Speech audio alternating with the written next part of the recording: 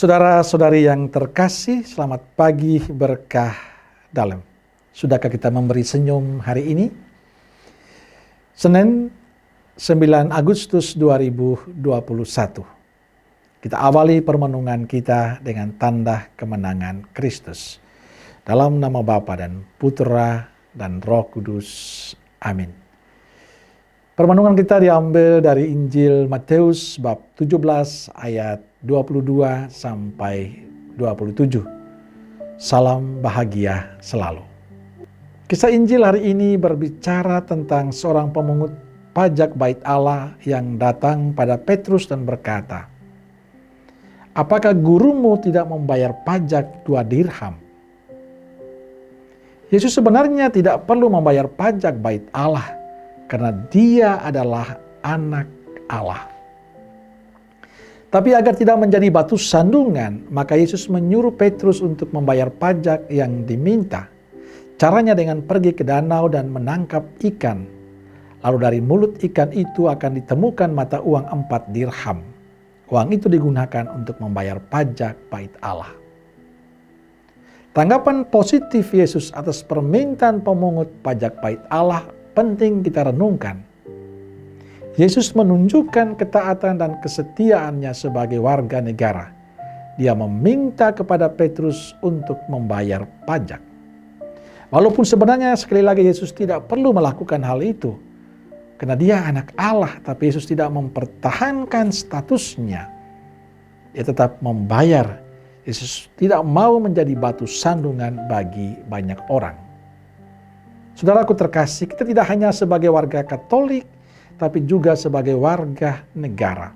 Artinya kita taat pada Tuhan dan sekaligus taat kepada negara.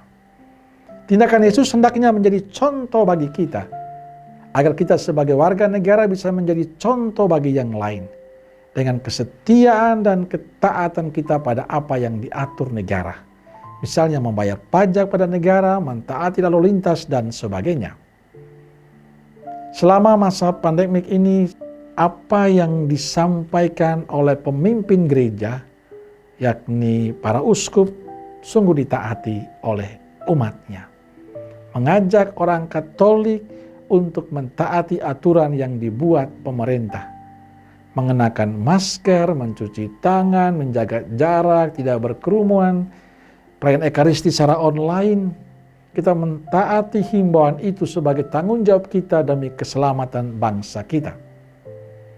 Banyak teman-teman yang tidak seiman mengatakan, bila setiap anak bangsa memiliki ketaatan dan kesetiaan akan perintah pimpinan seperti yang dijalani orang Katolik, bangsa ini akan aman.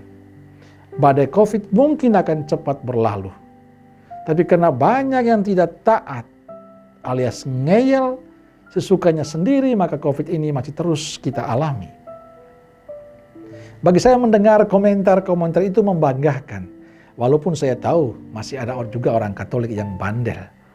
Tapi paling tidak kita sudah mau menunjukkan dengan etikat yang baik.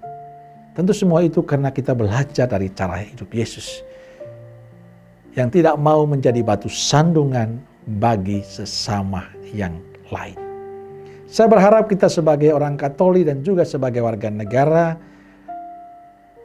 mampu menghadirkan wajah ketaatan itu. Mampu menghadirkan wajah kesetiaan Yesus dalam kehidupan berbangsa dan bernegara. Jadilah orang Katolik yang baik dan benar. Dan jangan menjadi batu sandungan bagi yang lain. Amin.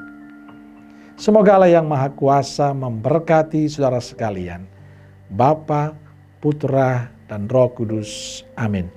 Keluarga Kudus Nazaret, doakanlah kami. Amin. Berkah dalam.